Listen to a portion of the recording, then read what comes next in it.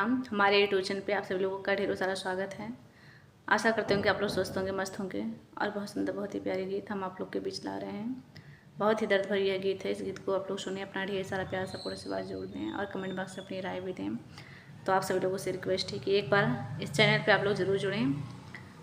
जितने भी भाई बहन, चाचा चाची, अंकल, जितने भी लोग होंगे, बहन, सभी लोग इस चैनल से जुड़ें, अपना ढेर सारा प्यार सपोर्ट से आवाज़ जोड़ दें।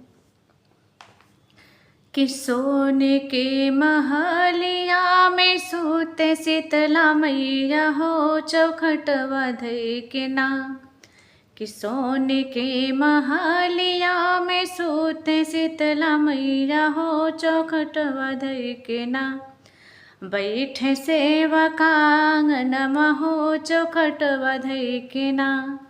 कि बैठे आंगना चौखटवा हो, कि बैठे सेवका आंगनवा हो चौखटवा धई के नाम। कि सोने के महलिया में सोते शीतला मैया हो चौखटवा धई के नाम। कि बैठे सेवका आंगनवा हो चौखटवा धई के नाम। कि बैठे सेवका आंगनवा हो चौखटवा धई के नाम।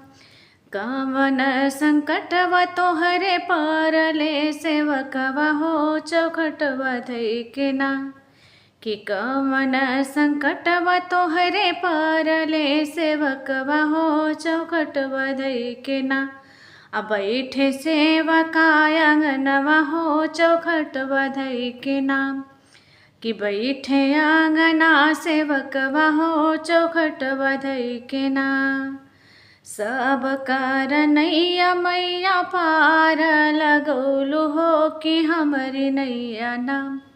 कि सब कर नैया मैया पार लगौली हो कि हमारी नैया नाम। बाड़े बीच मझधार हो कि हमारी नैया नाम। कि बाड़े बीच न मझधार हो कि हमारी नैया नाम। जाऊ जाऊ सेवका हो अपनी नगरिया हो कि भोरवा भैले नाम। कि जाऊ जाऊ सेवका हो अपनी नगरिया हो कि भोरवा भैले नाम। पार लगैबो तोर नैया हो कि भोरवा भैले नाम। पार लगैबो तोर नैया हो कि भोरवा भैले नाम। देबो आन धन खजनवा हो कि भोरवा भैले नाम। कि देबो आन धन खजनवा हो कि भोरवा भैले नाम। कि सोने के महलिया में सोते शीतला मैया हो चौखटवा धई के नाम। सोने के महलिया में सोते शीतला मैया हो चौखटवा धई के नाम। बैठे बाझिनी तेवैया हो चौखटवा धैले ना। आ बैठे बाझिनी तेवैया हो चौखटवा धैले ना। काहे तोहे बाझिन हो बैठू चौखटवा की चौखटवा धैले ना। कि हो सबके दिहलु माई चार दुई ललनवा हो कि हमरा बेरिया ना। कि सबके तू देहलु माई दुई चार ललनवा हो कि हमरी बेरिया ना।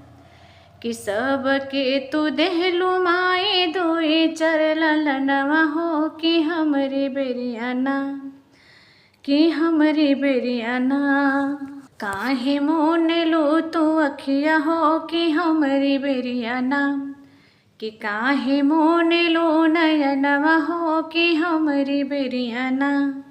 कि जाऊँ जाऊँ बाझिनी अपनी बखरिया हो कि तोह के देबो ना। कि जाऊँ जाऊँ बाझिनी अपनी बखरिया हो कि तोह के देबो ना। बाझिन कुलवा के फूलवा हो कि तोह के देबो ना।